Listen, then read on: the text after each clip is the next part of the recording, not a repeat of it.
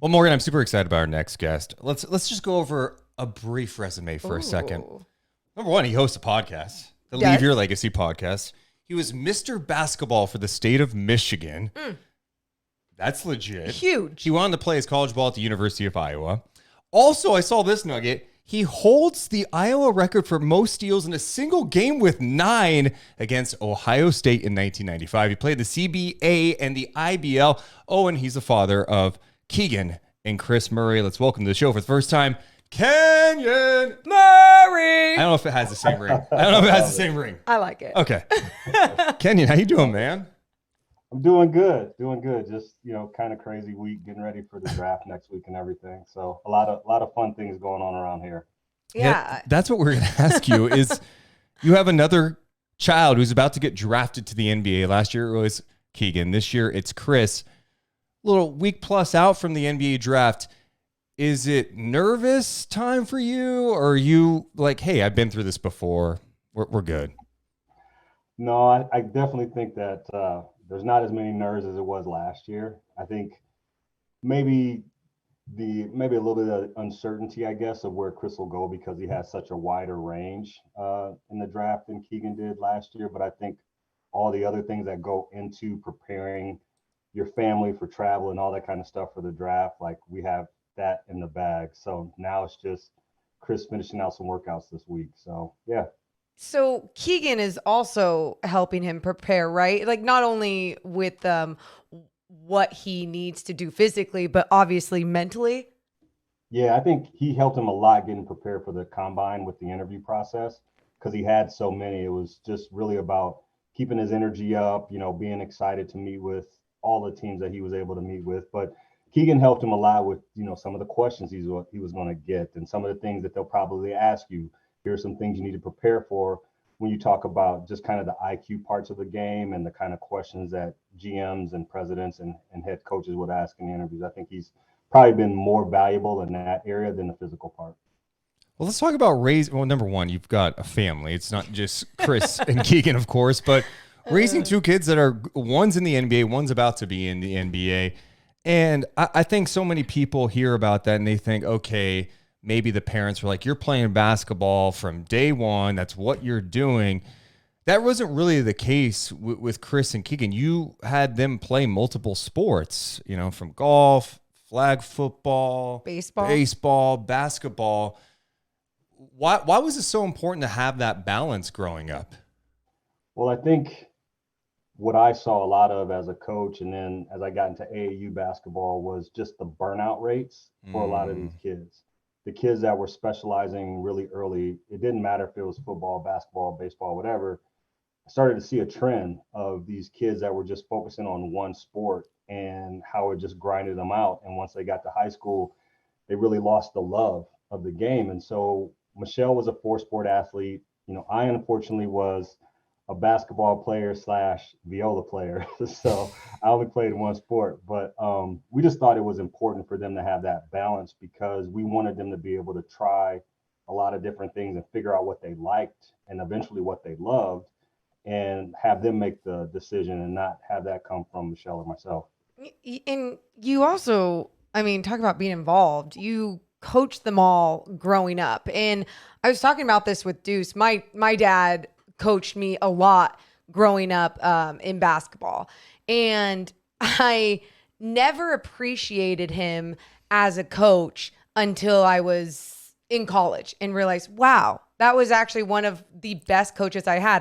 He was very, very hard on me, but in a very good way, but also was always trying to learn the game as well while trying to help us learn and evolve our games. What were you like with coaching all of your kids?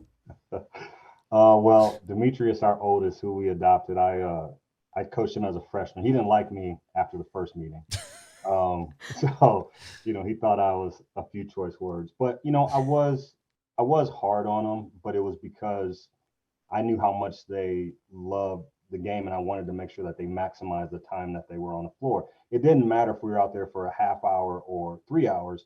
I wanted them always to maximize the time on the floor. So I was hard on them. Sometimes a lot more than I probably should have been. And it was actually Kris who kind of put me in check with that when they were in high school. And, Keegan has always been one of those kids, like Kris will say that Keegan's a favorite, right? And he'll say that he's the one that kind of turns the screws on Mom and I. And so their senior year, I had kicked him out of practice. I kicked Kris out of practice, and we had a family meeting here because I didn't know if it was the right thing. I was ready to take myself out of the equation and not be the assistant coach on the varsity team if it meant that it would be a better situation for them.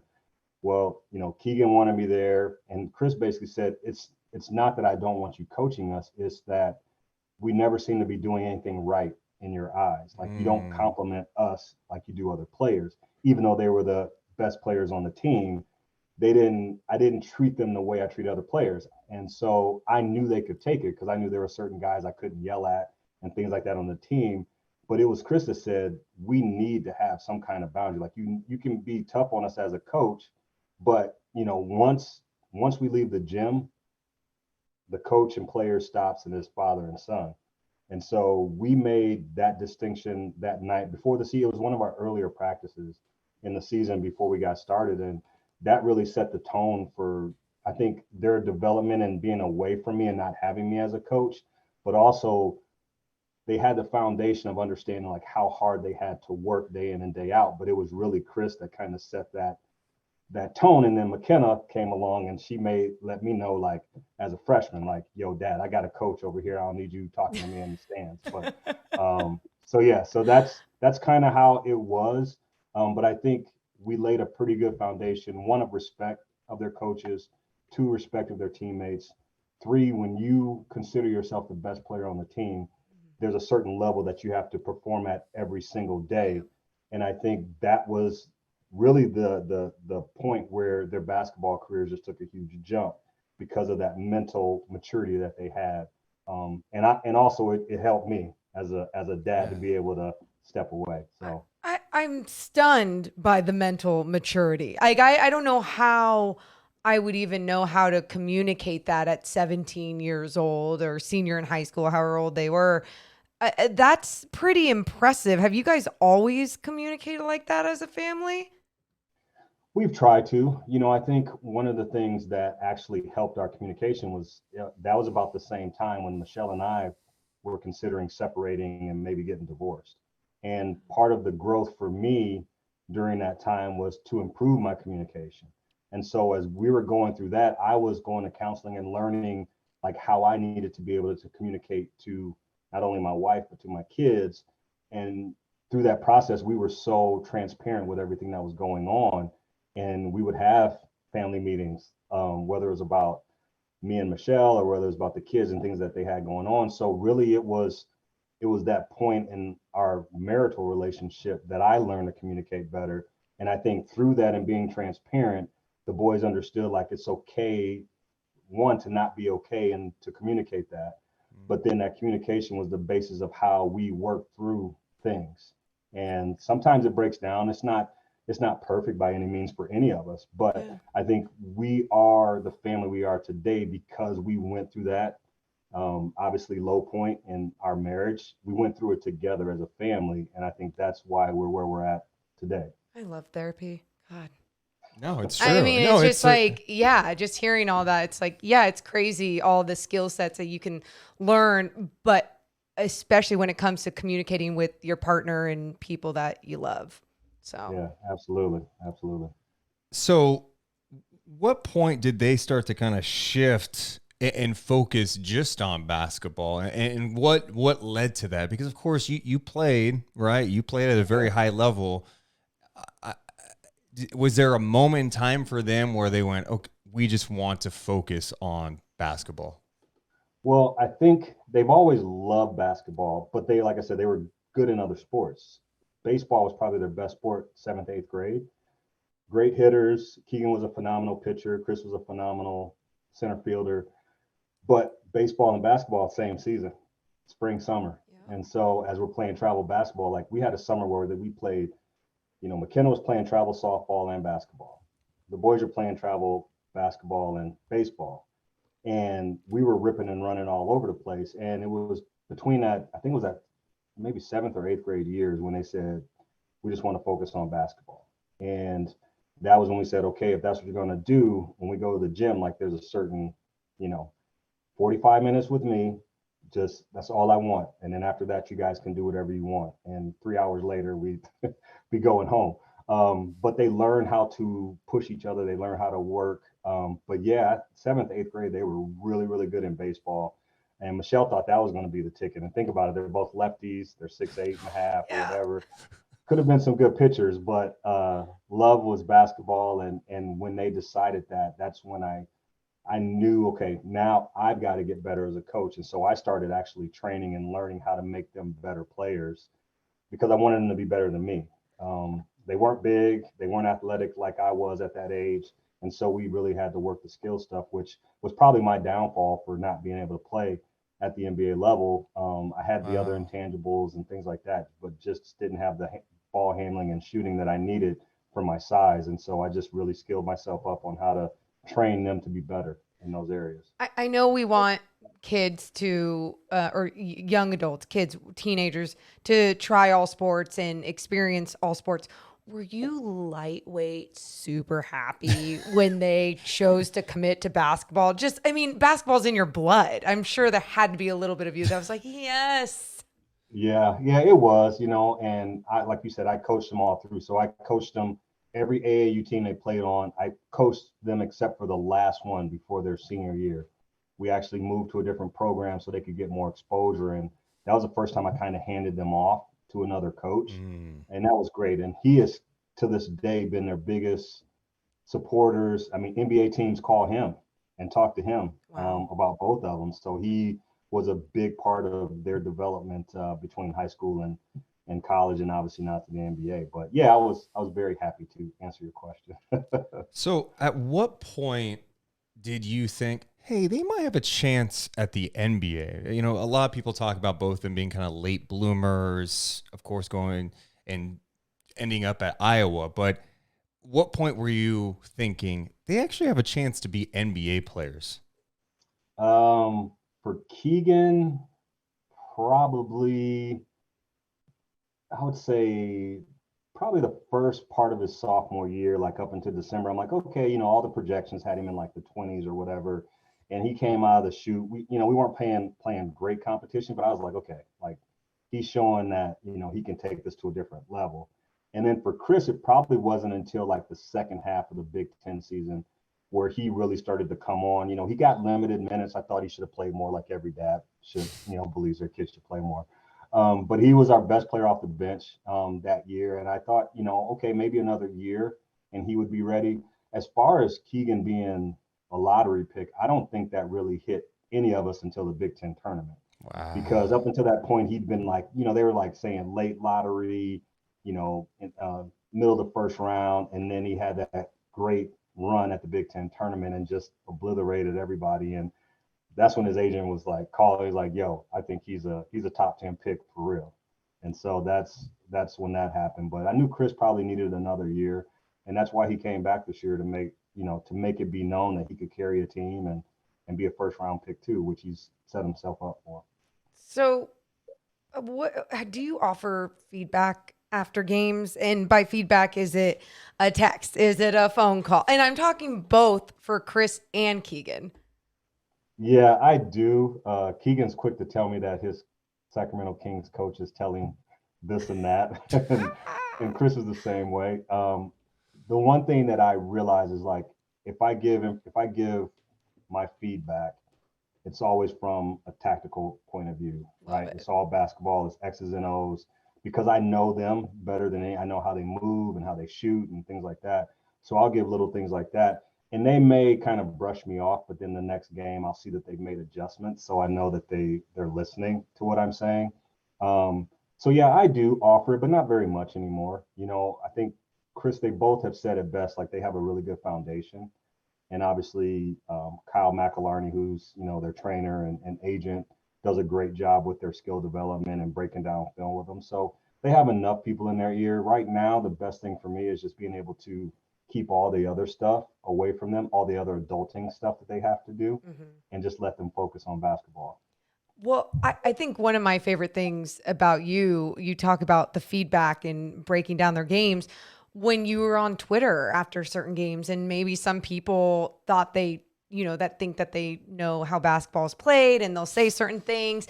And what I love would always be your honest breakdown or criticism to Keegan's game after an NBA game. I just thought it was a fantastic approach. And especially because you are, I mean, Mr. Basketball we're talking to here. It's like it all made sense. And as an NBA dad, did you ever get feedback from anyone else saying like, hey, I really appreciate what you're saying out here? I think there were some Sacramento fans that called me the anti dad of one of the players that used to play Oh there. yeah. So, Yeah. yeah. But I am honest. I think that's always been the case. Is even though like going back to what Kris said about me being hard on him, it was honest, right? And maybe I kind of went a little bit too far, like trying to correct everything. But it was a matter of like, this is what's going to make you better. Like it's the little things, right? You hear, even with Keegan and now with Kris, like they're not athletic. They don't have NBA athleticism, which I think is a joke. Yeah. They don't have NBA quickness, which I think is a joke when you look at some of the players that have had phenomenal careers in the NBA.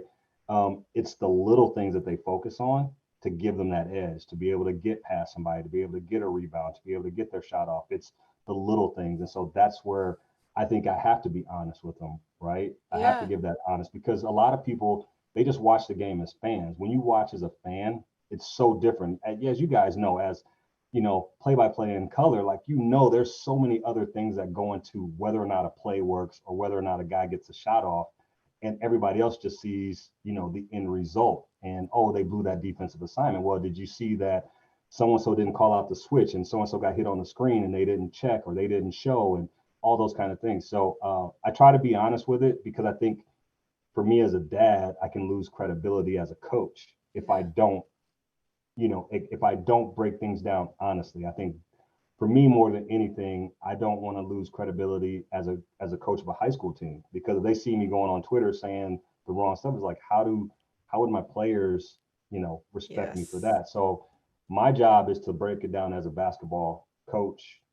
I've done play by play and color and I broke games down. So it's important that I keep that part of me true, regardless if my kid plays or not. So Morgan just mentioned like social media. I imagine that might be one of the most difficult parts about being a parent of an NBA player is just seeing some of that stuff out there, when it's like a tough time or the criticism.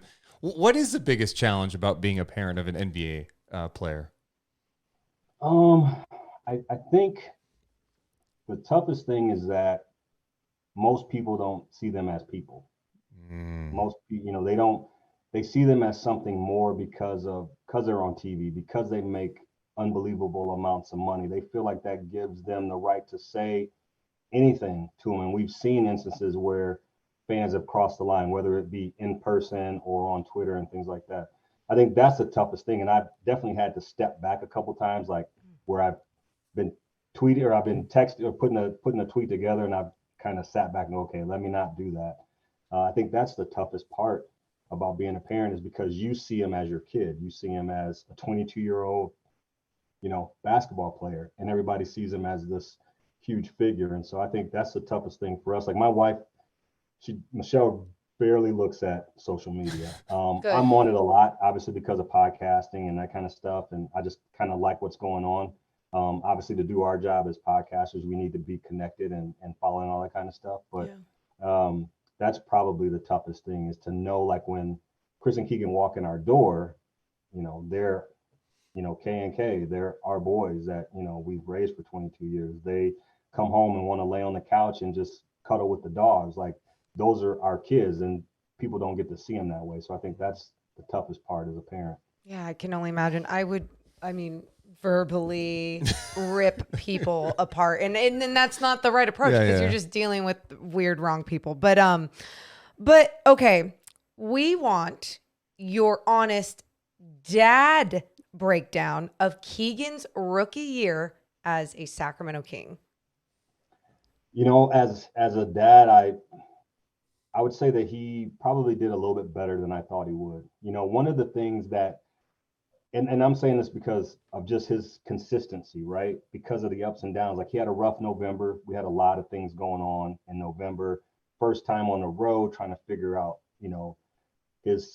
trying to figure out his rhythm on the road, like when when they got in late, how he slept and that kind of stuff. Then you had the thing with my mom that kind of shook him up, but then he kind of hit stride. And I joke with him, like, man, you played 3 college seasons in one season, and when you break it down. And so the consistency is what I was more impressed with. The shooting, I'm not, because I joked about it. Like everybody going into the draft said he wasn't, oh yeah, his shot mechanics look good. And I'm like, Keegan's always been a shooter from day one. When he was 12 months old, I'll show you the video. He was shooting jump shots 6 feet across the room. He's always been a shooter. And it was just a matter of kind of getting in and refining it and fitting that role that they needed. And once he started getting the reps there, I didn't think he'd break the record. I'm just being honest, but I knew he would be a good outside shooter. So now for me, I thought it was a great first year. I thought he couldn't ask for a better coaching staff, top to bottom. I don't think he could have asked for better teammates.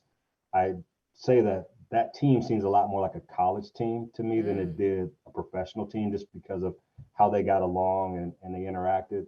But I think people are going to be crazy excited to see just the leaps and bounds that he's going to take in this offseason. And, speaking of that, De'Aaron Fox is taking him under his wing, and that's who he's been working out with. So I'm thinking if he can rub off a little bit of what, the first time Mr. Clutch Award winner, if he gets some of that, I think, you need to watch out for him, because he's going to be tough to stop.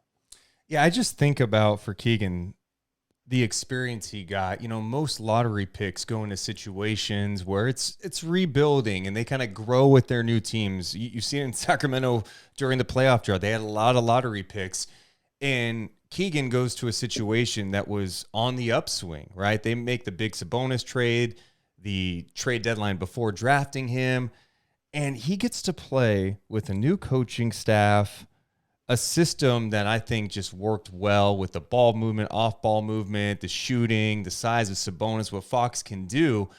And he's playing 30 minutes a night for a winning team. And then he gets to play in the NBA playoffs, playing big minutes in the NBA playoffs. And I felt like he showed strides later in that series against the Golden State Warriors. I just don't know if it could have been any more perfect for a rookie to experience that in his first year. Yeah, I think, you hit the nail on the head. I think it was just a perfect situation for him all the way around. And as a rookie, and Mike even, Coach Brown even alluded to it, like, hey, he doesn't have the rope that other top 10 picks have on their teams. It's just a different situation. But I think and I'm looking at the same thing for Kris, I think for my kids to really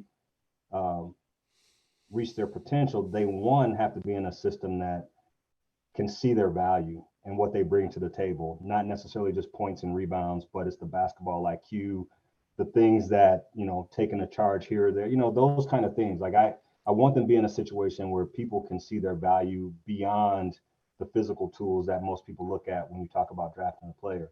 For Keegan, I think it was a big help. Harrison Barnes was huge for him.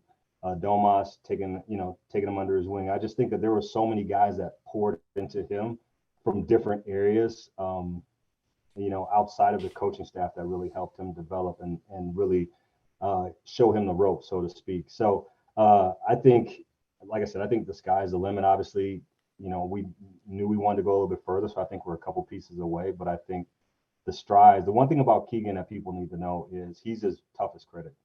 And I'm telling you, he's watching more film on the things that he did wrong than the things that he did right.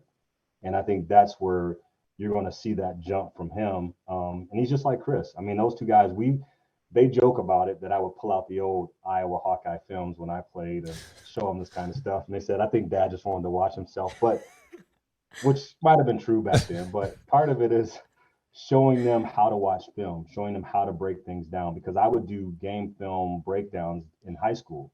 So they learn how to watch film of opponents and themselves and things like that. So I just know for both of them, like they've got great careers ahead of them, but it comes down to them really loving the process of getting better.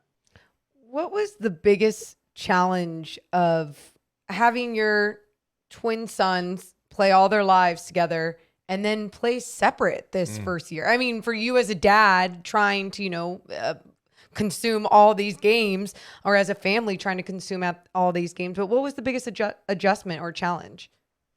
The biggest challenge for us was that with all 4 of our kids, they were in 4 different chapters of their life, right? So you have, Demetrius and Maddie about to have a baby. You've got, Keegan playing in Sacramento. You've got McKenna junior year in high school.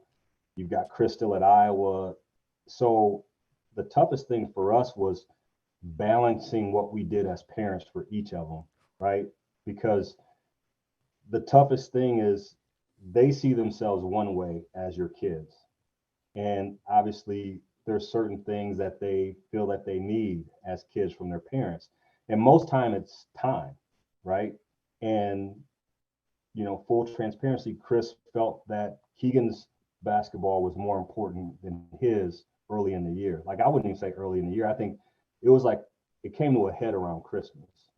And we had to basically had to break it down to him, like, your basketball, what you're doing is not more important than anybody else's. But because of the different chapters you're in, there's going to be times where Keegan needs us more, or Demetrius and Maddie, the baby's due in January, they're going to need us there.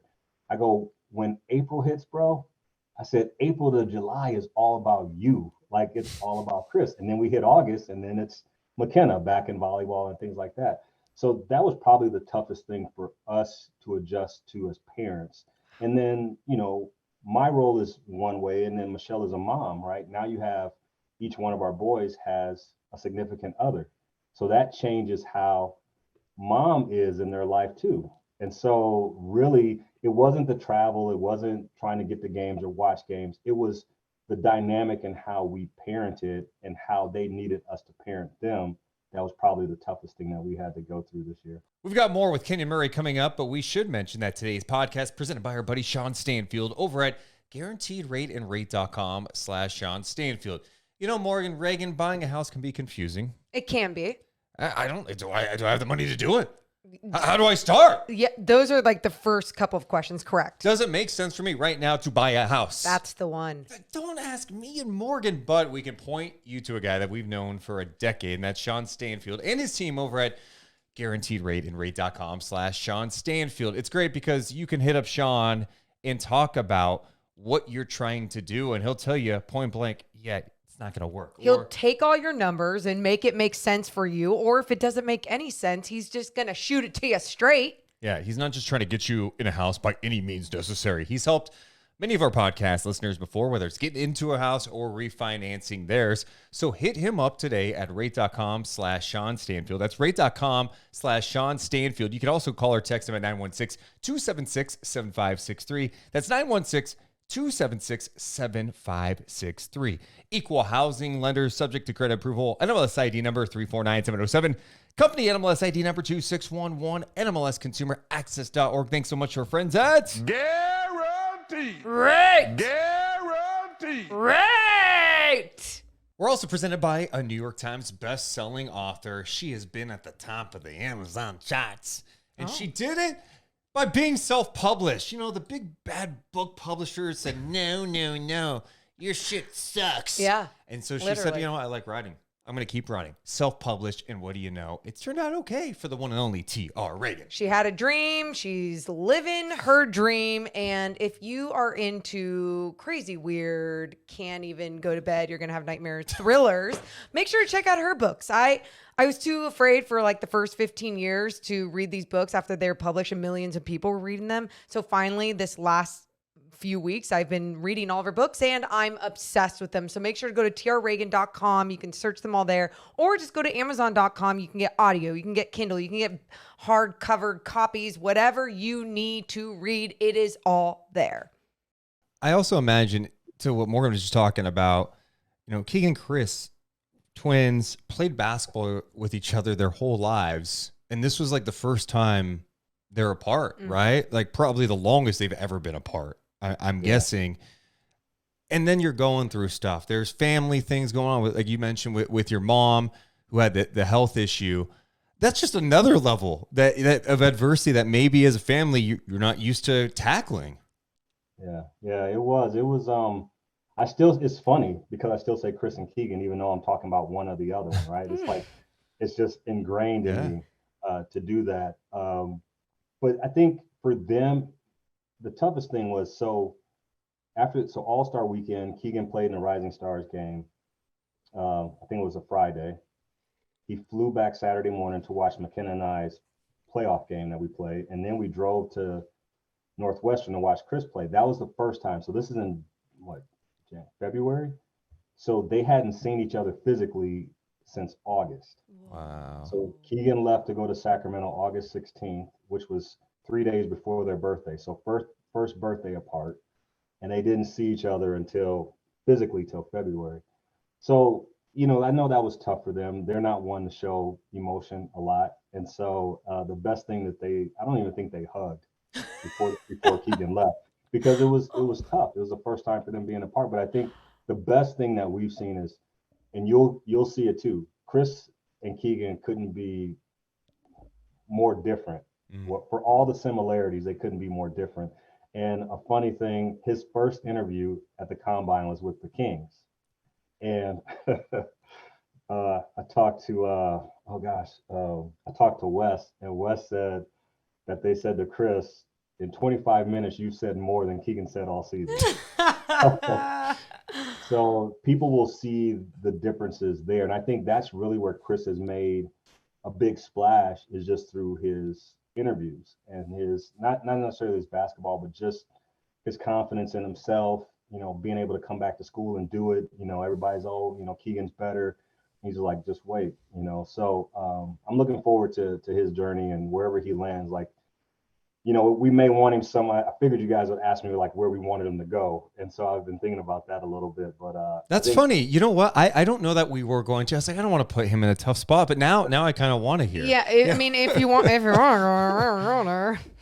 So I did. I really thought about this, and honestly, just the sheer odds of having one kid play in the NBA. Oh. I mean, incredible. And then to have two, we know that we're blessed, and wherever he ends up will be great. I think, obviously, if they were together again, that would be awesome. But I still think their biggest growth on the floor is going to be away from each other as opposed to together. And I think they eventually, hopefully, if we don't know what the future holds, but obviously it'd be great to have them both on the same roster. But I still think that they're the biggest leaps are to come, and I know that they'll make them without each other as opposed to together. So do you laugh at some of these mock drafts? Because it feels like, and I don't know if it's just the easy thing to do for these mock drafts at this point, where everyone, it seems, is putting Kris to Sacramento. Yeah. I mean, I know a lot more of what's going on behind the scenes. Yeah. And where he has the potential to fall. I mean, he's got three workouts and I think a meet and greet or something like that, meeting with teams this week. So he's pretty busy. But I think it's easy for them to say that just because they're twins. I think pure basketball people will look at what teams ahead of them need and how he can fill that role.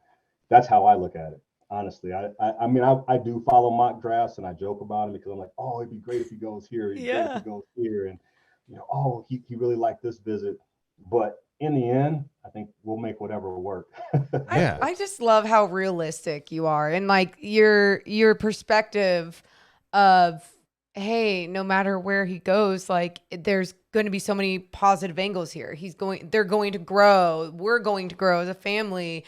And I think one of my favorite things about meeting you and your family this last season was just really seeing how proud you guys were. Like Michelle with talking about how when she heard for the first time 17,000 people screaming Keegan Murray, and she's like tearing up talking about it with me. And it just, your joy for all of your kids shine through. What would you say, what are you most proud of when you especially think of like Kris and Keegan? One, probably the most proud thing I am, and I'm gonna try not to get emotional. Um, was probably just their belief in, I don't even know if we call it a plan, right? So like I just got a picture that came across my phone. It was 3 years ago yesterday that we were moving them into their dorm at Iowa to start their freshman year. And then to be here, like, there were so many people that didn't believe that they were Division I players. And obviously there's probably a lot of people that didn't think they belonged at Iowa. But the fact that they stuck to the plan, they believed in us when we didn't know. When I sent them to Florida, I didn't know how in the hell I was going to get that done. I mean, trying to pay for that, McKenna and Demetrius are here.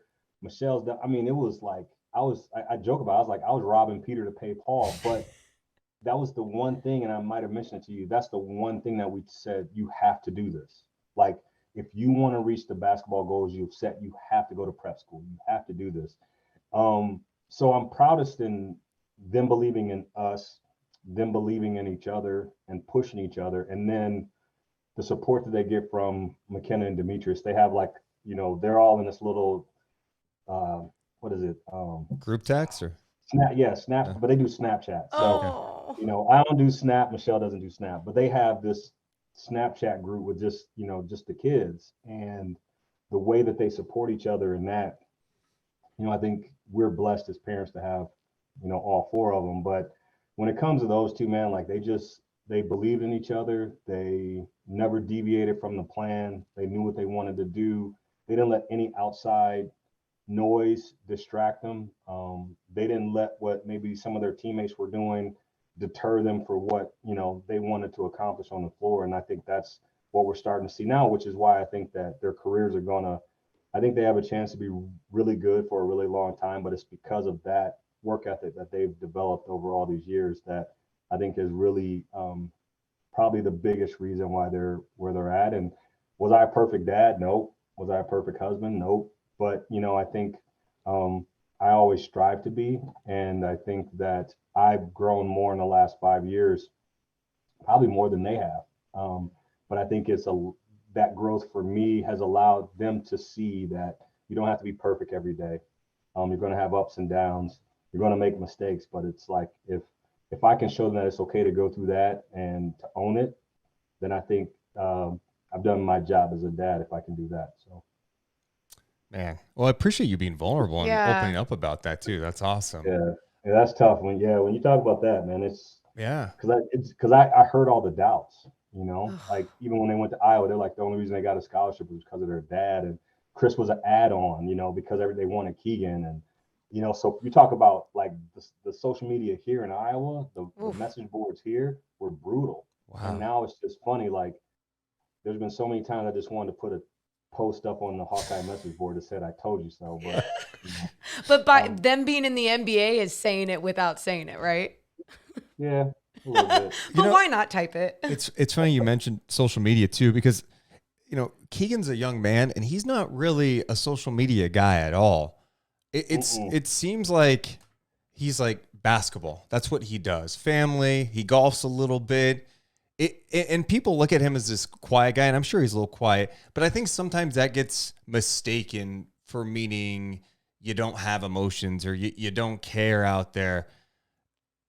To give us a little insight on Keegan as a person, not on social media, just kind of focused on basketball. Well, that's the thing. Like when they played, people, because the one thing that's come up with Kris and Keegan both through this process is that effortless, right? Like when they play, it seems effortless. When they move, it seems effortless. When they shoot, they seem effortless. But going through the recruiting process in high school, a lot of coaches looked at that as they didn't have passion, like they weren't enjoying themselves out there. And they're like, no, we'll enjoy it once we win the game. But for Keegan, he doesn't have a Twitter account. He got rid of that.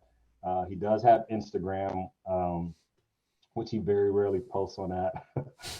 Kris has both. I think Kris's dog probably Indy has more social media posts than he does. But for both of them, it's like, they don't need affirmation from anybody outside of, honestly, like they don't even need affirmation from us. They know what they can do. They're going to do it. They want to make us proud. You know, they want to make their family proud, and that's what they play for. They don't play for anything else other than our family. Like, our family name means a lot to them. You know, Keegan said as such. You know, he had that little Adidas video where he said, like, I play for my family, and I know Kris does the same thing. So I think not seeing them on social media, one, shows that, hey, they're locked into what they need to do. They know that they've worked way too hard to get to this point to stop working now, and all that other stuff can take care of itself. That's why they have me and their mom to handle everything outside of basketball for them. And that's that we tell them, your job right now is to be a basketball player. And whatever that means for your mom and I, you know, the rest of the family, will pick up for you. We'll take care of all the other stuff while you guys focus on living your dream. And that's what Keegan's doing and Kris is on the cusp of doing, is living their dream. And it's funny because we found a journal when they were like in 6th or 7th grade. And when you read through it, I'm just saying, he's like, I want to be 6'8.5". I want to be a professional basketball player. I mean, he said all these things that I didn't even know that they had these goals, but to see them coming true, like, as a parent, like, that's the best thing, is that they're living their dream right now. That's amazing. You guys are just, I mean, talk about a team, the Murray family, just like, what a team. So supportive of each and every one. And I just love the connection that you guys all have.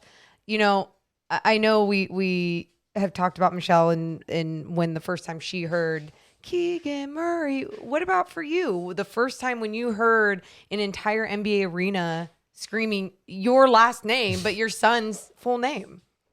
Yeah, it was crazy. She sent me the video the first time, which was bananas. You know, I mean, that's it's one of those things, like, I wouldn't say, like, to me, that was his welcome to the NBA moment, because a fan base had embraced him, right? I think that when he said, you know, I want to be in Sacramento, I'm here for the fans, I want to help turn around. If you think back to his press conference, what he said, you know, I'm gonna do whatever it takes to help the team win.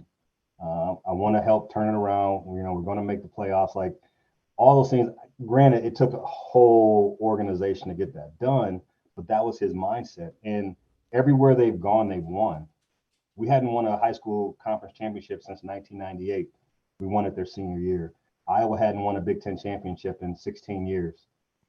They won it, you know, their sophomore year. You know, you got the Kings not making the playoffs, and I'm just, you know, I just feel like there's a great plan for them.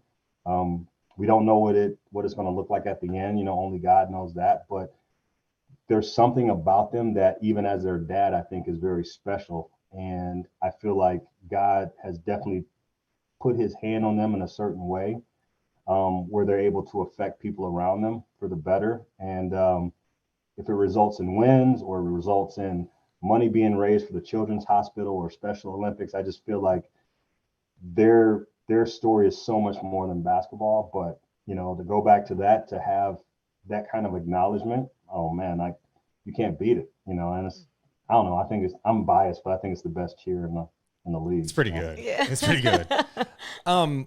Yeah, I'm curious, going back to last year during the draft process, of course you're excited to have a child in the NBA, but what you also talked about is just being in the right situation. And knowing the history of the Kings before last year, you know, there's been a lot of instability. You had a playoff drought that was the longest in NBA history. You've seen lottery picks come and go. What made you confident once he was going to Sacramento, like, oh, this could be the right place, based on knowing the Kings' past? When we flew out after the draft, you know, sitting down with Monty and Coach Brown and Wes, I thought, like, that's when I was like, okay, there's something good, because you get a coach that I was like, shoot, Mike Brown has coached LeBron, he's coached Kobe. Like, you talk about somebody that has coached greatness, and been able to win with that. I felt like, you know, coaching Steph and Clay and winning championships, I was like, you're bringing in the right coach. I think one of the things that, even coming into it, that I had heard was just, you know, ownership and those kind of things. And, you know, Vivek is very hands-on, you know, and so sometimes that's good, sometimes it's not.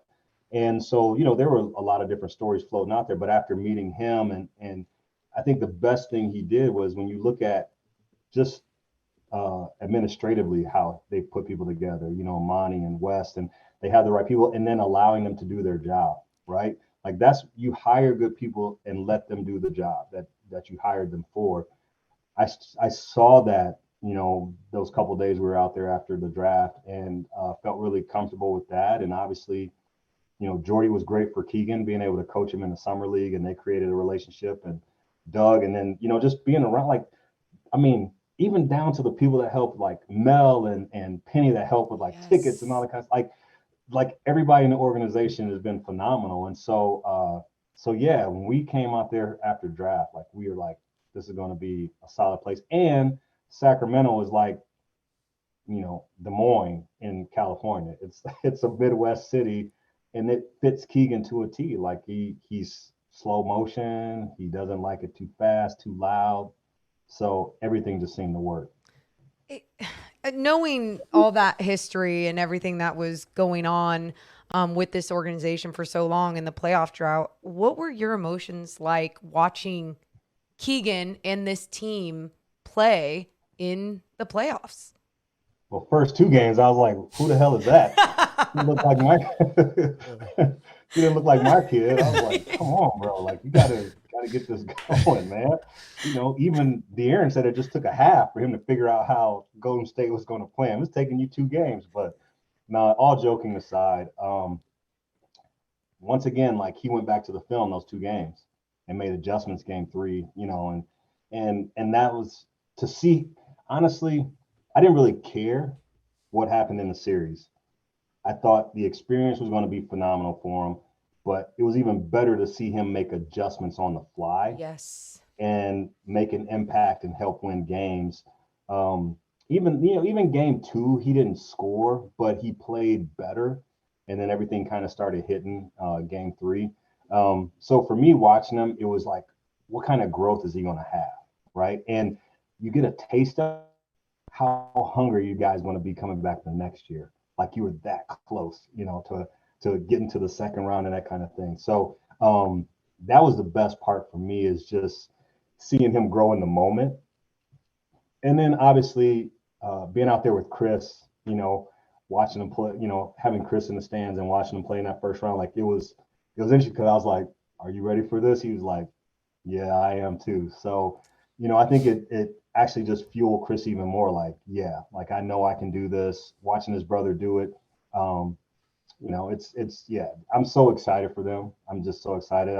Next week can't come fast enough for me. So yeah, you just bring up the playoffs too, just triggered so many emotions. Well, we moved on from it a little bit. Yeah. But that was crazy, because what was it like for you guys? Like, I mean, we talked about it on my podcast, but it seemed like it was such a sigh of like the whole city was like, finally, and the emotion was so great. So, I mean, how was it being in it and seeing a drought come to an end? One, the drought coming into an end was amazing. I think what I forgot about being in the playoffs were just the ultimate high of being there and the ultimate lows when you lose. You know what I mean? Like game 6, that win in San Francisco. Oh my God. I was there. I was like, they're winning game 7. Like I had 0 doubt. Like the way they played in game 6, went there. I was like, oh shit. You know what's funny? I think what I try to do a lot of is separate myself, separate myself as a fan and someone who's analyzing the game. I try to find the balance of that, right? As we cover this team. I think on our podcast, we can be a lot looser with our fandom and everything as well. But during that playoff run, I felt the same way I felt when I was a child and I first fell in love with this team. And feeling that type of basketball fandom again in my soul was something I didn't know I needed to feel in my 30s. And it was fantastic. Yeah, no, the one thing it showed too was, like, the series was great and then went to game 7, but it also shows, I tell people all this, everybody in the NBA can play. But to be able to watch Curry will his team to a win, Like that's the one thing that people don't understand, because average guys will be like, oh yeah, my boy from back in the day, he should have played in the NBA, blah, blah, blah. It's like, yo, you have no idea, because you Yes. guys see it in the G League. You see guys every game that are uber talented, and you wonder as you're sitting there watching them, why isn't this guy in the league? And it's probably one or two like little bitty things that's keeping them away. But the one thing that great players can do is they can will a team. He Yep. put them on his back and carried them to that win. And that's no fault on what we did defensively or whatever. It's that dude was not losing that game, which is why he's one of the probably 50 greatest players ever play the game. So that's what I was like. Don't be so discouraged that we lost that game. Yep. One, recognize greatness and know that we have, we're probably a couple pieces away from being that same level of team too. But then does De'Aaron take another jump? Does Domas take a jump? Keegan take a jump? What do we do with Harrison? Who do we bring in? Who do we bring back? Who do we draft? So that's the thing now, like after that loss, I'm like, okay, what are we going to do as an organization to get us to that next level? Yeah. And so I'm excited to see what happens over the next month or two with who we bring in, who we draft, and go from there. But I'm excited. And somebody said, I think I saw it today, they say Sacramento may be the biggest threat to Denver if Denver wins the championship this year in the West. So Man, people I talking kind of crazy. like that too. We're crazy, man. King's Reddit or something. No, that was on ESPN today. Oh, Actually, was it was on it? ESPN today. Someone said that. Yeah, You saw that? Yeah. I did. Oh Let's my god. go. So what's the biggest thing for Keegan? You talked about taking a jump. What's he got to do to take a jump? The biggest thing is ISO, which is why I love him working out with De'Aaron. He's got to be able to get his shot off in a, shot clock's running down. Everybody catch and shoot. Now, everybody knows you can shoot. Yep. Now you can add so many different levels to your game because of that. You can get to the rim. I didn't think he showed his athleticism late in the year, and maybe that's just being a rookie, not having the legs he had earlier. So I want to see his explosion get a little bit better, that first step get a little bit better. And then understand, like, you can go in the lane and dunk on anybody. Yep. Thank you. I mean, granted, they don't have the vertical that I had, but I'm just saying, I want to see him be more aggressive that way. And I think the relationship he's building with Fox will also put more trust in Fox and him, right? Like he'll trust him. And so I want him to be able to ISO and get things late in the shot clock. He's been a guard. When he was a freshman, he was 5'11", and all he was a ball handling shooting guard. Wow. And same thing with Kris. And that's where I think, Kris will be different too. But I just think Keegan's one-on-one game has got to get better. I want to see him in the post. Like, he has an unbelievable post game, left hand hook, right hand hook, up and unders. Because they didn't know it, but we were teaching them all through the high school. Like, you're going to need this someday. So I'm just ready to see his game expand. I think obviously second year he'll have more trust, even from Coach Brown. I think Coach trusted him a lot this year, but I just want him to take that jump like he did at Iowa. Freshman year is like, okay, now you can do this stuff. And if he has that kind of jump that he did from freshman to sophomore year, from rookie to second year in the league, telling you, man, watch out. You talk about that athleticism that is there with him too, and maybe you didn't see it as much toward the end of the season, but I remember even summer league of last year, the way that he would get to the basket and his body control, people underrate that, and that is athleticism right there. I mean, being able to control your body, stay up in the air, get to the basket the way that he was getting the basket, but also his high release and ability to shoot over people. If he gets that first step going on people and then just have that stop, pop, go off the dribble, I mean, my mind is going wild. And you know me, I said, I want him to go dunk on somebody, like you said. Or even there are too many times this year where I'm like, man, you're getting blocked at the rim. And I'm like, I know you could play with force and go dunk on somebody. So seeing that's going to be fun to see, how his game evolves. Because he's got the IQ. He could shoot. A guy his size that could shoot and is a smart player. He could play off the ball too. He's going to be a good player.